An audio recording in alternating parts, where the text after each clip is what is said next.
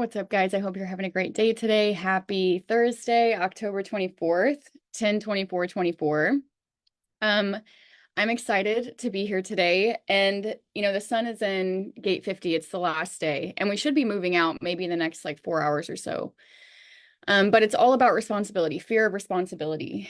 And ever since our closet fell in, like I have deep cleaned everything in this house. It's been so funny to watch the boys and Bear and just hear the things that they say. Because seriously, when you are just responding to your life and taking responsibility for what's right in front of you, like you can truly feel good and you can help others feel good. It's like we can all be responsible for what's right there, what we can possibly respond to, and then we can respond to that thing and actually fulfill like a sense of purpose. And so I've had a lot of fun doing that stuff. It feels like a big fall clear out.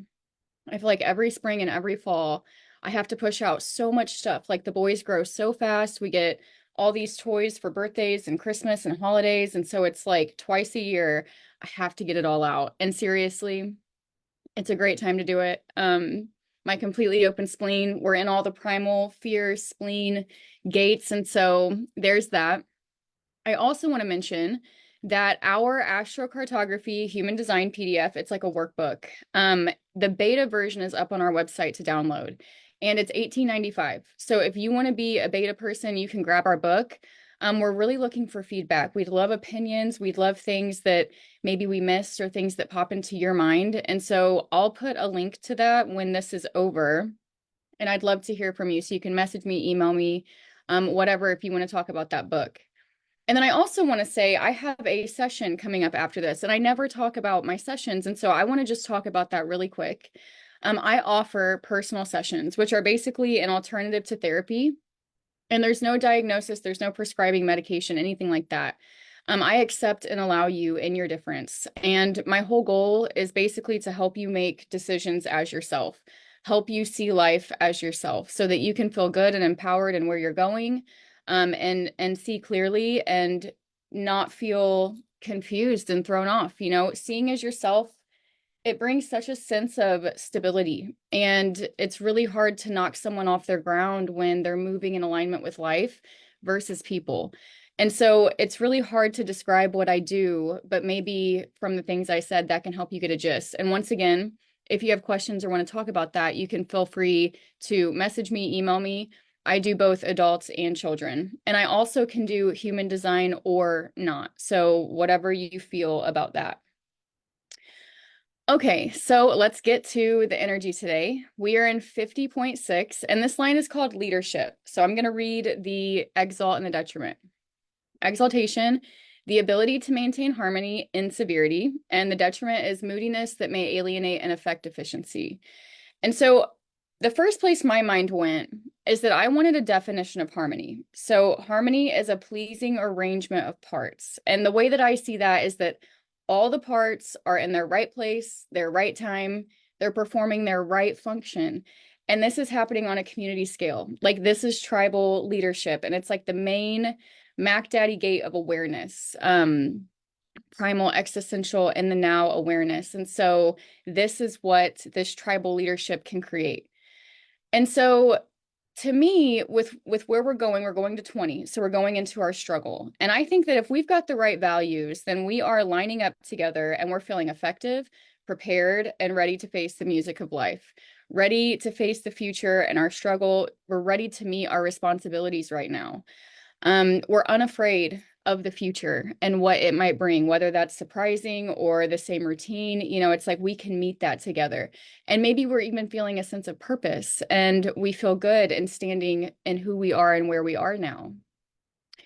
And the thing is that truly right values serve self and others. That's what allows us to work together in harmony in our right tune, like as a tuned machine, that's performing its function. All the pieces have their right place. And so let's just break it down in an example. If we've got like an auto clinic where you can take your car and have it serviced, let's say that we've got different positions. We've got service position that fixes the cars. We've got sales who answers phones, makes sales, and then we've got management who oversees things and does like the background business work.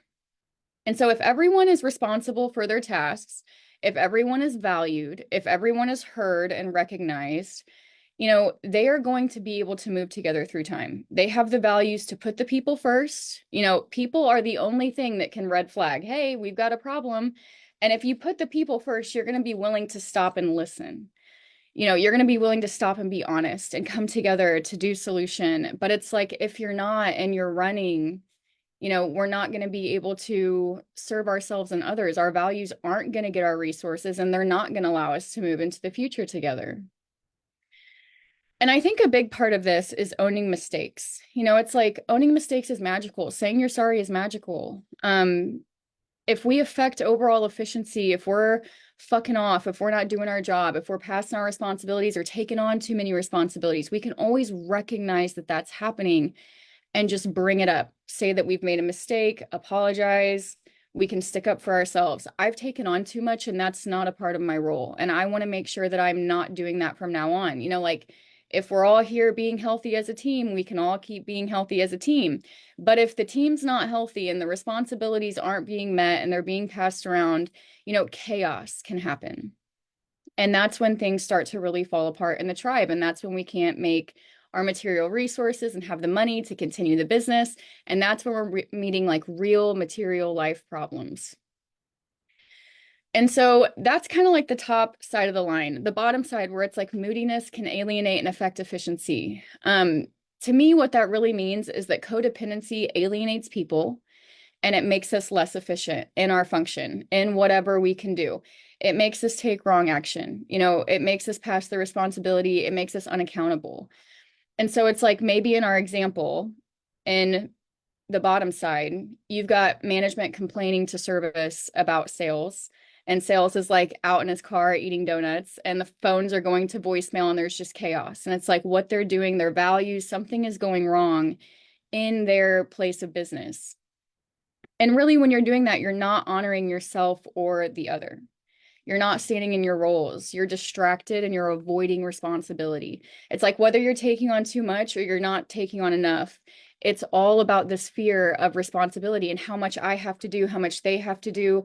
It's like, if we all just respond from our role, no one will have to do too much. And if we all care to make it to where no one's doing too much, we're putting the people first, we can always change things when they begin to go wrong.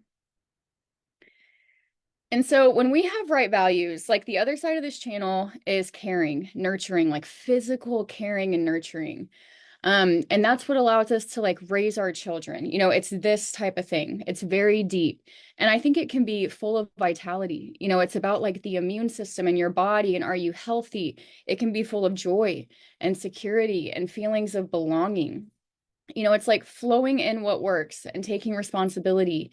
That does feel good to everyone, to the individual, to the group. The individual can move through time building confidence and becoming aware of the right patterns. They can feel more secure as they move into the future.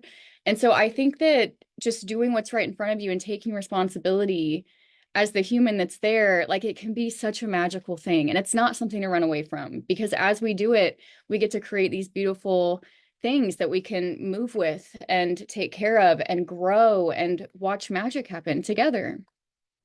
And on the other side, lying to ourselves and others brings consequences. Like, they just get bigger and bigger, and they snowball as experience tries to show you, what you're missing or what you're not seeing or what you're not doing. And so all of this community, tribal leadership stuff, working together as a team stuff, it is grounded in individual surrender. And above the line, it says the maturity to stop struggling and surrender. And we're at a really interesting place with this right now. When you look at the transits, it's in the detriment. And it says the overwhelming power of confused energy can lead to depression. This is new. Like, this is something that we haven't dealt with as a humanity for a long time. And it's because Pluto has been in gate 60. So it's reactivating this side of the line. And I think the best thing that I can do is help humans make peace with confusion, help them be able to like live and have fun, even if they're confused. And also help them understand that we're losing certainty. It's like, seriously, when you look out into life, surely you can see that there's much less things that we can be certain about today than like in 1980. And so it's like, as we move forward in time, the internet and all these things, like we don't know what's true. It's like we can still live beautiful lives, even if we can't be certain, even if we are confused, even if we don't know how the order is changing. And so we have to know that the mind doesn't know. And we are gaining clarity on that. Like as we come into the emotional wave and emotional awareness, like we're not going to have certainty because we get something much better and much stronger, which is clarity. It's like clarity is the thing that through time and experience can prove certainty wrong. And we're going to look at that through an example. And it's like, it's okay that the mind doesn't know because truly all it's made to do is compare, measure, label. Like I can see things and then my mind can compare the thing, measure the thing, label the thing. But that doesn't necessarily mean that my mind could ever know the thing. You know, it's like we can just see it and then share what we see, which might be like a total new way of being or where we're going. But it seems like that's what's going to work as we move forward. And so as we go into this, we can know we live in confusing bodies. Like you are in a confusing body and you are living a confusing life in a confusing world. And we literally just watch things happen. Like thing happens and I watch them happen and then I can accept what happened. And that's basically like the freedom that we have as human beings. It's like when we take this even deeper, like we can drill this in as far deeply as we can go. The body, so something happens and then your body does something and you can see it. If you are clear, if you are high frequency, if you are in your life, you will see what your body just did in response to what happened out there. And that's like maximum awareness. And if we can do that, our mind can relax and stop torturing us and stop thinking that it knows what we should, could, would do today, yesterday, tomorrow. And we can actually live our life and watch our body's response. We can be guided and taken care of and feel secure being in the body that we're in. And so in this example, right, we're going from tribe, which is like community values, to individual. So maybe you're like an individual who works at this office place and your job is customer service. So you keep telling yourself, like, you're seeing all this chaos and you're like, oh my God, like, I've got to do something else. But what you know is that you have to keep this job. You know, it's like your third job in 2 years and you have to keep it. And there's no way that you're going to let go of this job. And so it's like you keep taking work outside of your role. You know, you're exhausted, you're emotional, but you keep going and you keep going and you keep going and you're confused. You're like, wow, why is this so bad? Why can't I explain that this is too much? Like, why is nothing happening? And then it's like, boom, maybe you have a breakthrough. Like maybe all of a sudden your mind's like, wow, I can't keep this job. It's hurting me. You know, it's like, whoa, like in 1 second, your whole way of seeing can change. You don't know what to do. You can be very confused before it, during it, like after it, as the new order comes and shows itself to you. And so it's like it can be a very confusing thing to go through. And I think the miracle of this is that the thing that breaks certainty is the time and experience, right? So you keep just doing job because it's what you have to do. It's what you have to do. And then boom, all of a sudden you don't have to now.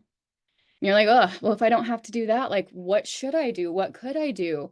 And it's like every time that that happens, what's happening is we're taking off a mental decision that we made, a piece of conditioning, something that is literally controlling our life, our actions, our thoughts, our beliefs, our behaviors. So it's like every time that we can put one of these things down and come to this confusing place that's underneath of it, you know, it might feel really scary, but we have the opportunity to be more of who we are, to see more of who we are. And I think that that is so beautiful. We get to meet ourselves at a deeper level.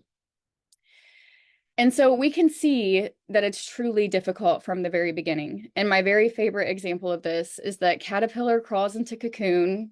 Does he know why? I don't know, but he does. And then before he becomes a butterfly, like his body becomes goo, like a liquid. I'm like, does he watch that? Like, does he think he should stop that? Like, does he think he should save himself? You know, it's like when you put yourself in that type of position, that's so much like a breakthrough and coming to a new order in your life. And it's like, it can be that scary, confusing, difficult at the beginning. And if we can allow it to be, that new order will happen. You know, you will become the butterfly, and before you know it, you're coming out of this cocoon and you're flying, you're doing things that you've never done. And so it's like my whole role right now is just to help people not have to be certain and to let the process of transformation happen so that they can see more as themselves and do more things they like to do, discover what they like to do, discover who they are and what they like to do, where they like to be, who they like to be there with. It's like the more that we can let go of the things that we're telling ourselves, the more we can see what's actually true for ourselves, which is like absolutely beautiful to me. And so that really is the hard part. When the confusion comes, maybe let it be a space, let it be an invitation, a signal to be patient. It can be like a doorway to mystery and wonder. And in that, you can do the things that you like to do. You can treat yourselves and others well. You can be honest and vulnerable. You can be a messy human being. It's like, I feel like accepting our messiness and our helplessness is the answer for everybody, but everybody really runs away from that. It's like when I can accept that I can be all the way up here in one moment and the next moment my body can be filled with this sadness, I cannot know what to do and then I can know what to do and then that can go wrong. It's like if we can just be a mess, if we can just let sadness come and go and anger come and go and joy come and go and not blame it on me, not blame it on you, it's like life can be so much more free and fun and beautiful. And we can actually nurture and care for the people that are right there in front of us. And it's like, when you really think about what you are, like it is confusing. It's so dumb. It's like, there is no choice. Like you are the frequency of all time living in a body held to that body by gravity, living in a body that responds right now in time. And I think that that's very confusing. And it's like the gravity that holds those two things together, that's what holds your direction and moves you through life. It's like, if we can just accept that it is hard, it is confusing, like we're not in control, we can be very helpless, we do need each other's help, we don't know where we're going. Like, if we can accept all these things, we can actually have fun in this life and stop killing each other because we don't know those things. Because what we are isn't made to know those things, it's made to watch those things happen. And so, yeah, you don't have to know anything to see your body respond. Something happens, body response. Do you catch it? Do you know what it means? Do you know what it means for you? That's a learning journey that only you can take, as we take off what we've been taught and we feel what is underneath. And so, yeah, I hope you guys have a great day today. I will be back on Sunday. And as always, live life and love yourself. Bye, guys.